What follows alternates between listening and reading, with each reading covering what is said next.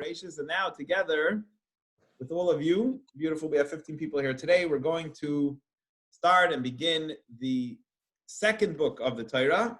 It's a whole new story. We finished about the story of Adam and Eve and Abraham, Isaac, and Jacob. And all the 12 tribes' sons pass away. And let's see what brings the Jews into the slavery that will eventually lead to the redemption and going out of Mitzrayim. It all starts in today's lesson with Chumash Shemais, the book of Exodus. So beautiful to have everybody with us here. All right, here we go. Any questions or comments, write it down. David, it's always fascinating, the discussions we have, as you guys know, as we have after class. The goal here is to learn now together the second book that Hashem gave us, the Holy Torah that we've been given, learn it together. And we learn it with Rashi's commentary. Be'elu Shemais B'nai Yisrael, and these are the names of the children of Israel, Haboyim Mitzrayim, who came to Egypt. These are the names of the people that the original Jews, the original ones who came to Egypt. As Yaakov, obviously Jacob came down. Ishu Veisoivayu, a man, each man and his household came together. So all the men, Jacob and his sons and their households came down together. The Rashi, I see Avi joined us. I forgot to mention, I don't know if I mentioned before, thank you, Avi, for dedicating today's class. So that about Avi, can you hear us? Ken, tia bari. Thank you, Avi, for dedicating today's class. It's very helpful. It makes these classes possible. So thank you. Awesome. Okay. So Yaakov comes down to Mitzrayim, and we're actually not talking about that right now. We're talking about the Exodus, like a much later time. Yaakov has already passed away. Why are you telling me the family list again? Rashi asked that question. Why are you telling me again who came down? Like, this is an old list. This is an old census. Why are you telling me the census from I don't know how many years? So he says, God loved them so much that he always counts them. He wants to know those people. You know, it's like you always go back to that point in history. So you're talking about all the people now, but you're still talking about the people then. So when they originally came down to Egypt, the Torah said exactly who they are. And again, now he's going to tell you Yaakov and his family who they are. And he gives you an example. He says God counts the stars, Rashi says, when they come out and when they go back in. Whenever they come out, maybe that means like when it comes night and all the stars come out, God counts all the, I don't know how many stars there are, millions, billions, whatever, trillions of stars that there are. And also when it comes time to go, they're all the same stars are still there. God counts them again. So when Hashem loves something, you continuously count them. I give you an example that we know. You like to count your money, right? People love to count money. So you count it again and you make sure it's the same amount. So Hashem loves the Jewish people. So Hashem loves Yaakov and his family. So the Torah will make this list a number of times, even though it seems maybe it's unnecessary. Who are they? And he says quickly. We have the 12 sons of Yaakov: Reuven, Shimon, Levi, Yehuda, Yisachar, Zevulun, Binyamin, Dan, Naphtali, Gad, Asher. All the sons of Yaakov, the 12 sons. How much was total? If you want to total them with their kids, how many people came out of Yaakov, or from his DNA, his descendants? Yaakov. Total souls that came out of the original Jews that came to Egypt, Shivim Nafesh were 70 souls. So there were 70 total souls that came down originally to Mitzrayim. But we know it's not really 70 because Yosef had been Mitzrayim. Yosef, who is Yaakov's DNA, his child, and Yaakov's 2 children were already in Egypt. So therefore there was a total of 70. Really 67 came down, and then another 3 were already there. But Rashi says, 1 second, that's not necessary. Why do you have to tell me that Yosef was there? I mean, fine, you want to repeat the family list, fine, but why do you have to tell me Yosef was already there? Why is that important to tell me? We know that Yosef was there. Man, whoever's been with us the last few weeks reading the Torah knows Yosef was there. Why are you repeating it? Rashi says that God in the Torah is here to tell us a different message. It's to tell you that Yosef was not a changed man. You know, a lot of times, things in life will change a person. If they become tremendously successful, someone was telling me a story the other day how they were blessed with tremendous success, and it changed them for the negative. It made them really not a good person. You know, sometimes they say money will make you more of what you are. So if you're not a nice person and you get a lot of money, you're in big trouble because it'll be a disaster for you and your family and everybody around you, mainly for yourself. So he's telling us that Yosef went from being a little tiny shepherd, shepherding the family's sheep, in the land of Canaan, to becoming viceroy, most powerful man, second to perhaps the most powerful man in all of the world. It was the same guy. There's people like that are very special people, by the way. See people come to fame. I know, let's say, teachers or scholars that I really appreciate listening to them, and I'm always amazed when they're the same person, when they get a huge congregation, or they become very brilliant people, and they still are the same person. You could talk to them, you could speak to them. That's an unbelievable sign. That's an unbelievable thing. And that is telling us that Yosef was the same guy. Could have got over to him as a shepherd in Egypt. The same guy a shepherd in Canaan. Same guy when he became viceroy in Egypt. Beautiful. A lot of beautiful stuff in today's Chumash. But Yamas Yosef, and Yosef dies, passes away. And all his brothers, and the whole generation passed away. Does anyone in our class know, this is a hard question, does anybody know who was the last of the 12 brothers to pass away? Anybody in our class know? You get 2 points if you know that answer. That's a good, hard question. Who was the last one? So Yosef. Levi. Very good. Harvey, all right. 2 points for Harvey. Excellent. Levi was the last one. Levi was a third child. Reuben, Shimon, Levi. Levi lived the longest, and Levi was the last one to pass away. So, just to give you a history, the Chumash is not going to tell us exactly, but just to give you the overline, or maybe you guys know, does anybody know what year it was in Hebrew since creation of the world when Levi passed away? What year was it? What year are we talking about? Anybody know roughly? You want to guess? Anybody? No? It was Harvey Yashikoach, David Klein running. Yes, Harvey, that was very impressive, Harvey. It was 2,332. This number is important because here's why I want you to know this number. Because it's going to be only 116 years from when Levi passes away till they leave Egypt, till the Exodus. 116 years, which means they weren't in Egypt that long. So again, let's start from the beginning. Jacob's family came down to Egypt in the year 2238, which means 210 years till they're going to leave Egypt. They lived there for about 100 years, right? A little bit less than 100 years. They lived there for 94 years till Levi passes away. So from when they get there, Levi passes away 94 years later, and only then does the slavery stop. And they're only there for a total of 210 years. So they only have 116 years left of the really cruel slavery, the intense persecution. Is only 86 years. So just say if you have a reference, a number, don't think like it was 400 years of intense persecution. It was still terrible. It was 86 years of intense persecution, 116 years from when it started. So that is a little bit about the history. Now going back to the Chumash, just so you have somewhat of a timeline. Beautiful to see 18 people here today on a Sunday. That's amazing. Thank you all for joining me. I really appreciate it, seeing everybody here. And if we count the Steins as 2, so we have really 19. Okay. I'm sure there's other people with 2 also. Maybe the Zimmermans. How many are in the Zimmermans household?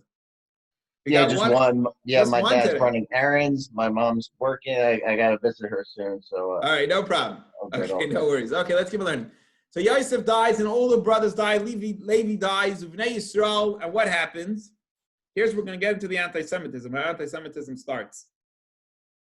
Bnei Yisrael, and the children of Israel, paru vayishritzu. They became fruitful and they swarmed. It's a funny word they're using for saying how much children they had. They swarmed. Vayirbu, and they increased. Vayatzvu, and they became very strong. So these 70 people who originally came down to Egypt, when Yaakov came down, literally they were fruitful, they swarmed, they increased, and they became strong. Batimali Aretz Oisem, and the land in Egypt became full of this tribe of the Jewish people who are living in Egypt. Rashi tells us, what's the funny word called swarmed mean? It means that they had 6 children in one birth, 6 tuplets. If you think that's crazy, there's a person in Marlborough who works for the police department. I'm told he works for the narcotics in the police department, who also has 6 tuplets. So it even happens today sometimes. Anyway, so they have 6 children in one birth. Sounds like the normal, like that was the average going rate over there. Was the mothers would have 6 kids at one time? There must have been very talented people and very talented midwives. But the bottom line is the country is literally filling up with Jewish people. And Vayakam Melech Hadash, and also what adds to the damage here? A new king got up. Al Mitzrayim on Egypt, Asher lo yadas Yosef, that did not know Yosef. He didn't remember how important the Jewish people were for the society, that they had just saved them not too long ago, right? Under 100 years ago, they literally just saved the entire country, but a new king got up who didn't remember, and the Jews are multiplying and becoming more and more. I hate to say this, but I don't know if any of you are following the anti-Semitism in Lakewood and Howell and stuff like that. It almost is reminiscent of a little bit of this Torah portion to me. Maybe someone would disagree, but it sounds like they're making traffic and they're not driving, and whatever, and this and that. They're not wearing their masks and so on.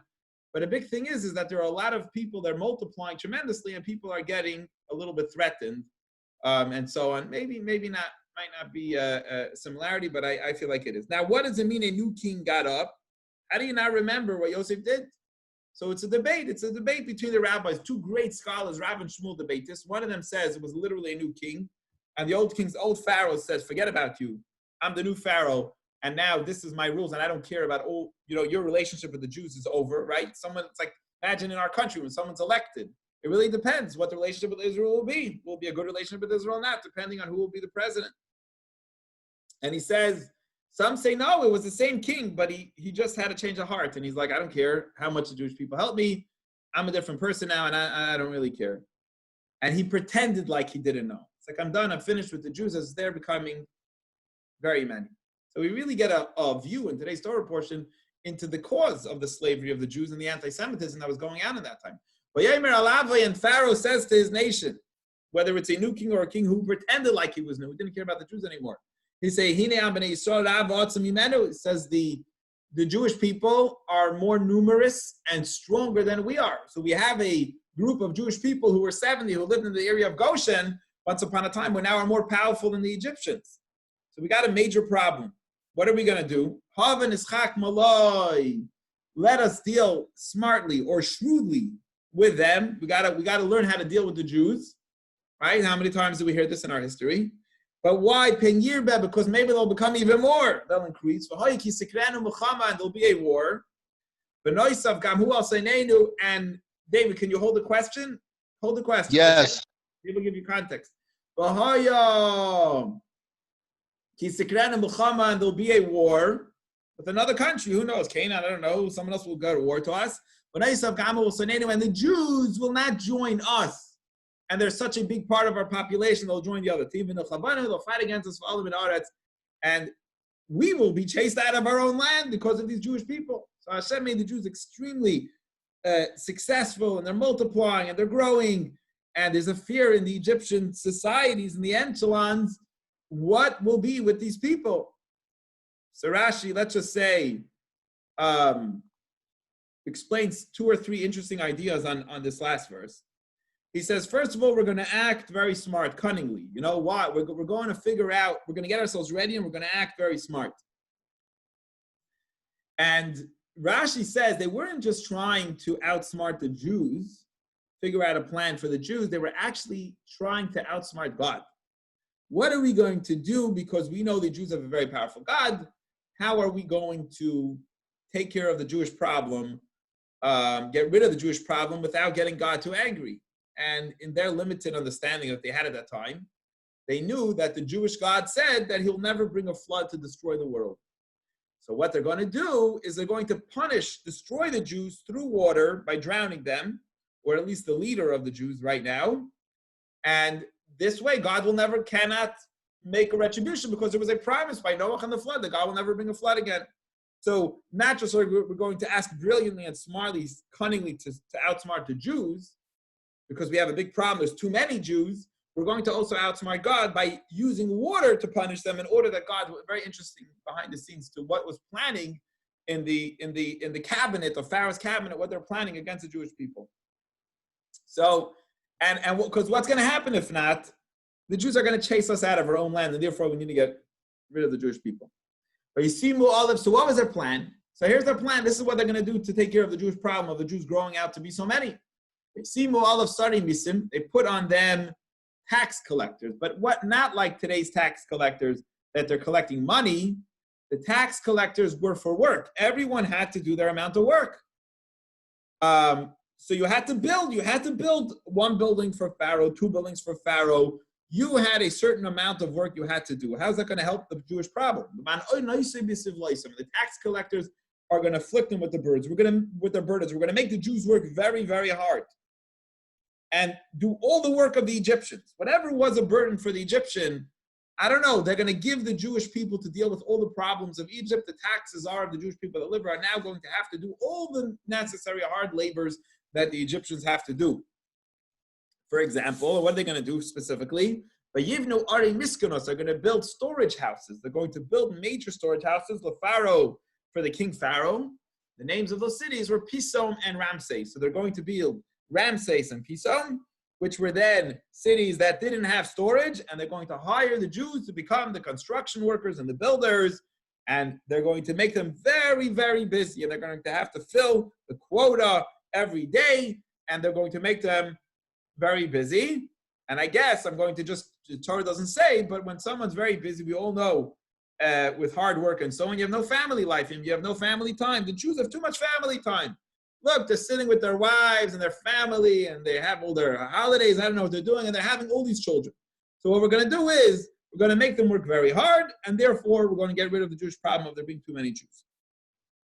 However, Hashem says, you think you're going to do that? The more that the Egyptians tried to afflict them, exactly the opposite happened. So here there are trying to stop the Jewish problem, and God does exactly the opposite. The more they tried to make the Jews smaller, the more the Jews started expanding and growing. They would multiply, and they became even stronger than they were before. And the Egyptians just got fed up. They were disgusted, utterly disgusted, because of the children of Israel, and they couldn't even stand themselves. They were watching the Jewish people; they're expanding and growing, and it bothered them to no end. It was like thorns in their eyes. They could not watch and see the tremendous, tremendous growth and success of the Jewish people. Right? If this doesn't sound like anti-Semitism, what does? Right? This is like a real classical anti-Semitism. First, I guess, major case maybe in history. As a nation, for sure, first they were scared of Laban, and now they're scared of the Egyptians, really, as the Jews are expanding exponentially, crazy, unbelievable growth that they're having. So the Egyptians enslaved the Jews with back-breaking labor. It would crush the body. That's the kind of work that they gave the Jewish people to do. Make them work with crushing work. Verse 14, this is words from the Agadah. They embittered themselves Avodah kasha, with hard work, b'chaymer, b'levenim, with clay and with bricks. B'chol avodah any, not just clay and bricks construction building over here. B'chol avodah basada, any work in the field. As kol avodah masher avdu b'hem b'farach, any back-breaking work. You got a Jew, and you made the Jew do back-breaking work. But that's not the end of it. So they're going to stymie the unbelievable growth of the Jewish people. How are they going to do it? It's interesting to me. I didn't see anyone point this out, but it's always been interesting to me how, they had a real serious problem because they had a double problem.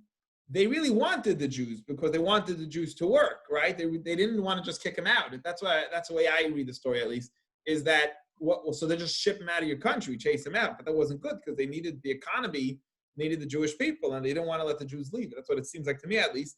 But on the other hand, they didn't want to keep them because they were scared they'll throw them out. But now the problem thickens, the plot thickens, and it gets a lot worse. I see people are texting, I'm sorry. I'll read the question soon. I can't see it while I'm sharing my screen. We'll be ready in a minute. If it's really important, just tell me. You use your voice to share. So the king says to the midwives, the Jewish midwives, Shifra, that one of them's name was Shifra, and one of their names were Pua. What funny names those are, Shifra and Pua. So first of all, Rashi breaks it down for us. Why are they called Shifra and Pua? That wasn't really their name. It's funny, a lot of times the Torah will give names based on what they did, like what their business was, or how they acted or their personalities, describing their personalities. So who was Shifra and Puah? They were two very important figures. One was Moses' mom, her name was Yocheved, and one was Moses' sister, and her name was Miriam. Okay, her name was Miriam. Moses is not born yet, and why would they call these funny names, seemingly funny names, Shifra and Puah? Shifra means from the Hebrew mishaperes. She made beautiful. She was a very good midwife. She would always take the baby and make the baby look beautiful. And Puah is what the mother says, poo poo. Like when the baby's screaming, she's soothing the infant. It's an expression of like she's soothing and taking care of the baby. So they got the names, the two midwives. It was like Shifra and Puah Incorporated. You know, like the midwiving, maybe that was the name of their company, or that was these women's names. They were called Shifra and Puah because they would take care of their kids. So they would tell so the king called these two women in from Shifra and Puah Incorporated, and that was their name, Shifra and Puah, Miriam and Yocheved. And he says, and he tells the women, the midwives, these doctors, right? The midwives, so when you give birth to the babies, you help the Jewish mothers give birth. You'll see they had like a special birthing stone, which all the mothers would give birth on. Right? Today, when they take you to the hospital to have a baby, or you have the special stone, and Ben Hu, if it's a boy, you should kill him. So now we're getting to a much worse part of the pain of the slavery, is because now they're having you actually kill the boys. You should kill them, but if it's a girl, you should let it live. Again, so we see they don't want to really wipe out the Jewish people because they're allowing the Jewish girls to live. They really want them there. They could have just wiped them out, but they don't want to wipe them out. They want to stymie the babies by having them work hard, and they also now want to drown the boys. Why do they want to drown the boys? So Rashi says because the stargazers at the time predicted that a boy is going to now be born that's going to save the Jewish people. So they just don't want anyone to save the Jewish people and redeem them, so they're going to kill all the male boys. However, the midwives, Shifra and Puah, feared God. The Layasu, and they obviously didn't do Kasher Divrei like the king of Egypt. Imagine Pharaoh told them what to do, they didn't listen. And they enabled the boys to live.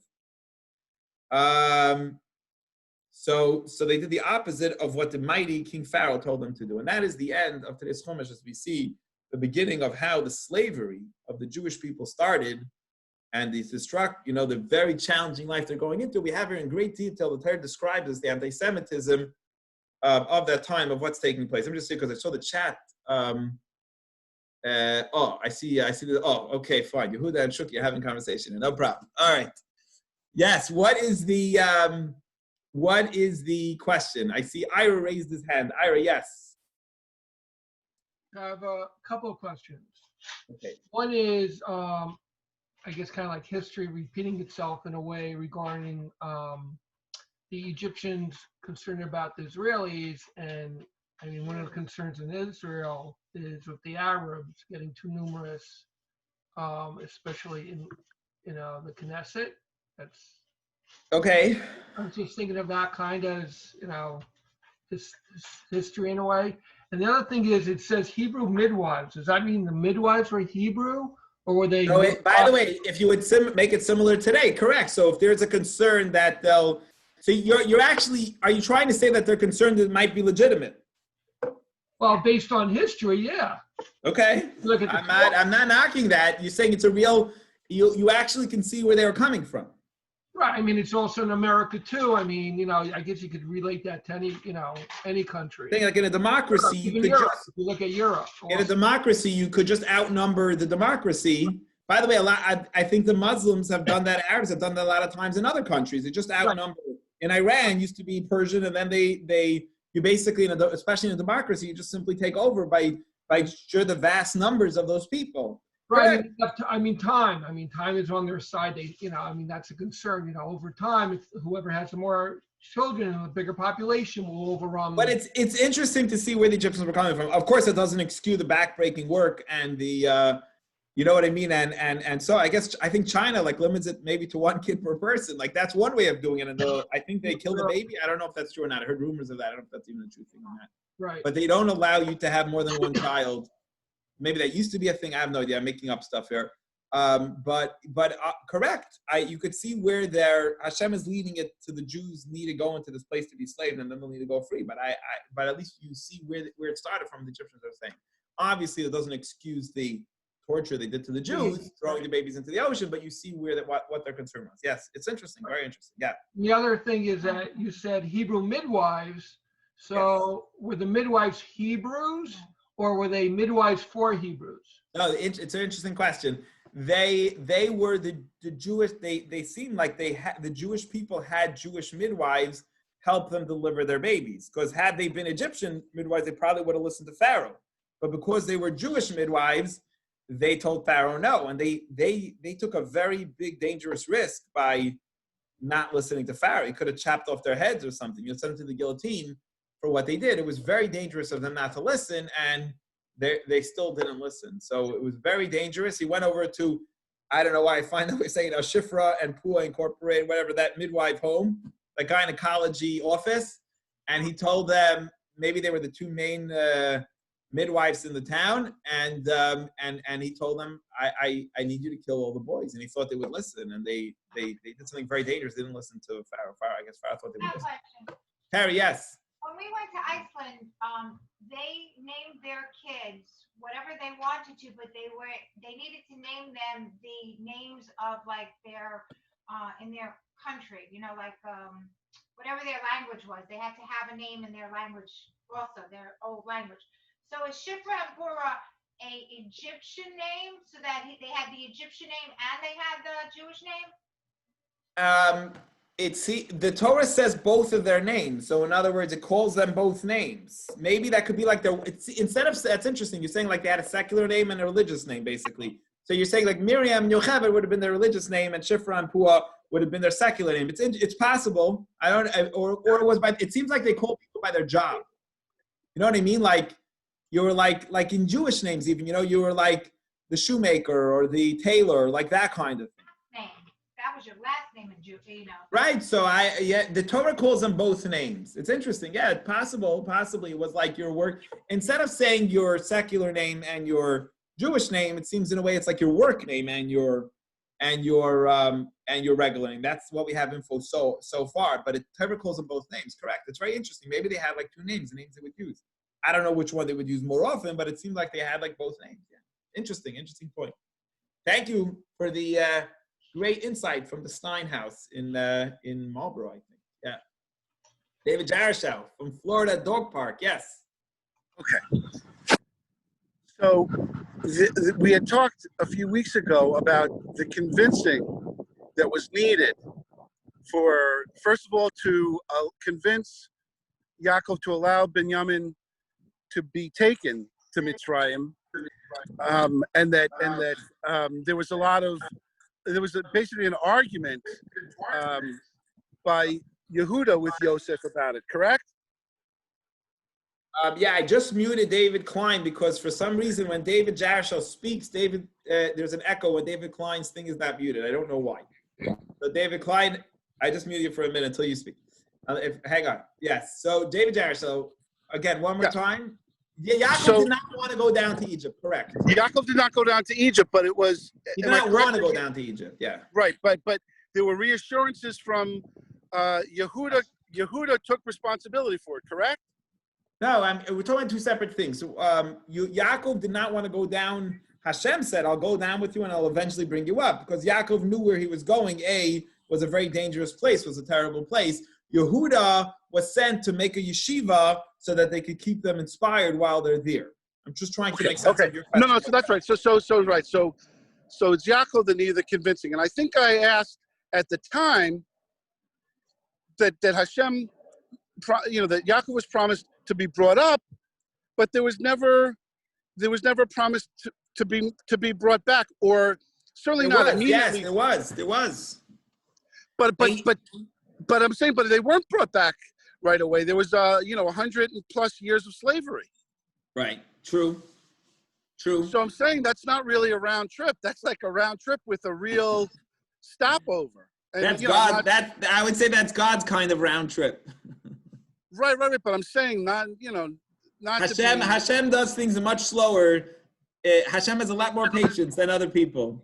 He does it whenever the mission needs to be done. We learned some, I think Rashi mentioned, I think it was Rashi who mentioned, or we learned some maybe in our Tuesday night class, we mentioned that the slavery of 86 years was much more severe.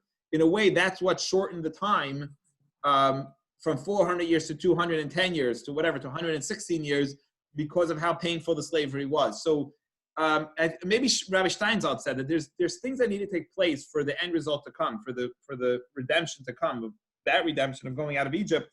They had to pass whatever steps they needed to go through in order for the redemption to come. So whatever it is that they had to go through, they needed to be maybe rehabilitated, maybe from the fighting of Yosef or something, whatever years they needed to go through in order to get to where they needed to get. Okay, but I remember, again, this is going back maybe months. The things, David, don't work so quick. When Hashem does something, it takes a long time. It could be your grandchildren will go there. I guess we're like a unit. It's not just an individual. We're part of a unit. It's a very interesting way of looking at us as a whole. We're part of a unit of something evolving that needs to get to wherever the unit, the family needs to get to. And you might not be the one to get to. Like, let's say people want to go to the moon or, I don't know, much further to another planet. Nobody's life, maybe one person's life, can't make it to whatever planet they need to go. But they know they'll go, and they know they'll have children on the way, and those children will eventually make it where they need to go. So you're not used to thinking like this, but it seems like this is the way that Hashem views us as a family, even as one unit, that wherever we need to go, we go as a whole, and we eventually get there. Okay, I hear that, but I'm saying... Interesting new way of thinking, if yeah. If Yaakov had known that his grandchildren and grandchildren's grandchildren would be enslaved for almost for 100 years, I don't know that he would have agreed. How do you know he didn't know? I think he did know. He knew. He did of course know. He knew. Abraham knew, and Abraham told Isaac, and Isaac told Jacob. They It knew. wasn't a secret. The round trip, David, the round trip did happen. No, I remember that there was a curse that was put on about your grandchildren will be slaves. That was a terrible curse. But They thought it will take 400 years, actually. God even gave a number. He said it'll be 400 it wasn't years, a they'll be curse. slaves It in was a Egypt. prophecy that's what's going to happen. They knew, and And- that's why he didn't want to go, David, probably. Because And the promise what to this trip Jacob was meant. kept. But I'm saying if it's such a terrible thing, and it is to know that your progeny is going to be enslaved. That's a tough pill to swallow. To just to go for fruit. I understand that it was No, for he knew, survival. David. I think he knew this was destiny. He had to go. You're right. It's not like just he went for food and whatever. It would happen anyway. This is what was meant to happen. David, what's harder to swallow? Your kid's going to be slaves, or you're going to take your kid and sacrifice it to God? No, of course. But the round trip sounds a lot better than the stopover with slavery. Oh, absolutely, and Right. and you're right. But the prophecy of the round trip did happen for Jacob. David Right. didn't have a God- choice. God- I don't understand. He didn't have No. food to eat. He needed to go to Egypt to get food also. No, not only that. God promised Jacob. He says, "I will bring you up from Egypt." Right. So which means Jacob himself didn't have to physically do it himself. God will bring him up. And when Jacob died, God did bring him up from Egypt, and they buried him in Israel, in Marat HaMachpelah. So the promise to Jacob, as per se Jacob, it did happen. It will happen again down the road to his grandchildren and his great-grandchildren, that God's going to deliver them from the Egyptian. But per se, for Jacob himself, the prophecy was fulfilled 100%, or the promise I want to just fulfilled 100%. I think, David, if you'll see the Friday class, you'll see that they're both passing away and they're mentioning it. They know it's happening. It's something I'll they listen. knew I'll about. listen to it. I'll listen to it. If you watch the flow of the Chumash, I think it's pretty obvious that this, from the beginning, God tells him it's going to be long. Yaakov knows. Yaakov doesn't want to go. And Hashem says, don't worry, I'm going to be with you and I'm going to bring you up. And when Yaakov passes away, he's like, take my body with me. I know what's going to happen here in this country of Egypt. He knew what was coming. It seems the whole time he knew.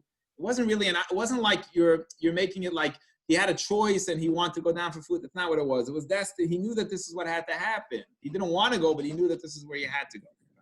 Well, okay, then just one Like you're final telling comment. your kids, get in the car, we're going on a road trip, whether you like it or not. Tell your dog he's going to the vet. He might not like going to the vet, but you're going to take him to the vet because that's where he's going. Right.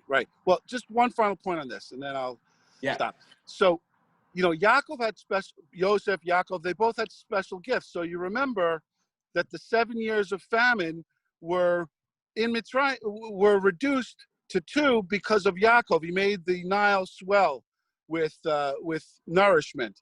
So how is it, there's no commentary about it, but how is it that Yaakov didn't try to advocate for not to have his progeny enslaved? There's no mention of it at all. There's no, like, he's Yisrael. He fought with Hashem's malachim.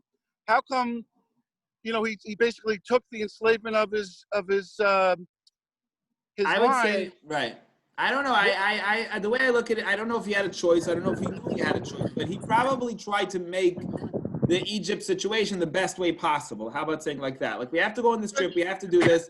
Let me figure out the best way possible that we can make it that, to have the least slavery. And it did work. They only had intense slavery for 86 years.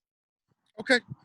I think if you follow the flow of the Chumash, I think it's a little easier to see how it's taking place. But great points, David. Thank you. Excellent points, excellent questions.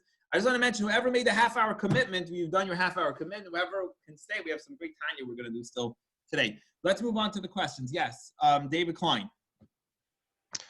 Okay. First of all, I want to say I completely agree with David Drowski's point of view that when we read this and then we think about it, all that we could do is read the English translation, process it, and then talk about it the way we are right now. But David is completely right that you have to just integrate and just accept so many things that are hard to understand. Like when I was reading the English translation of Vayechi on Shabbat, and it refers to my bar mitzvah parsha of Vayishlach, so I happen to know it really well. And after Shimeon and Levi killed all the people of Shechem, Jacob was like, oh, what are you doing to me? Because now I have to have a battle against all these people. But it's never talked about. But then Rashi said yesterday in Vayechi that 7 years later, there was a big war, and Yaakov ended up getting the territory around Shechem. So there are so many things that happen that we don't actually know. You just basically have to immediately just accept it in your brain, and then you kind of just have to move on, So I completely agree with the way that David is processing all this information. The reason that I raised my hand before So what you're was saying is you'll get the bigger picture. When you get the bigger picture, a lot of the details fall into place. I think, is that what you're saying?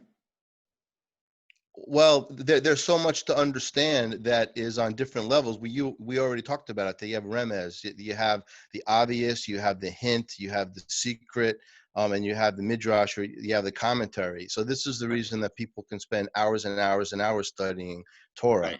Right. But just let me make my point, because my point is just an interesting factual point. If you like reading autobiography, Rabbi Yisrael Meir Lau, who was chief rabbi of Israel. He was a Holocaust. He survived Auschwitz from when he was 5 to 8. Very, very famous person. So his autobiography is very interesting because it tells about the whole founding of the state of Israel. Then he became chief rabbi. So to Great get book. to the point, Excellent book. Yeah, when he was at the end of his 10-year term, he wanted to really go out of his way and talk to the world leaders that he never spoke to, because he had spoken to the Pope and the head of Germany and the head of Russia, etc. But he never spoke to Fidel Castro because Cuba does not have diplomatic relations with Israel. So Mexico does have diplomatic relations because they're so close to each other geographically. So the chief rabbi of Mexico asked Fidel if it would be okay to bring over Rabbi Lau, and Fidel said okay. So they made an appointment. And Rabbi Lau had a whole list of things that he wanted to talk about, freedom of religion and respect of the Jews. As soon as Fidel shows up, he said, I'm glad you're here because I wanted to talk about how many Jews went to Egypt and how many Jews left Egypt.